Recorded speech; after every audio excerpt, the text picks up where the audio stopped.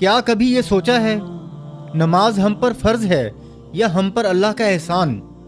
ہم اکثر کہتے ہیں وقت نہیں ملتا، لیکن اصل سچ یہ ہے کہ ہم نے نماز کو اپنی زندگی کی پریورٹی لسٹ میں سب سے نیچے رکھ دیا ہے۔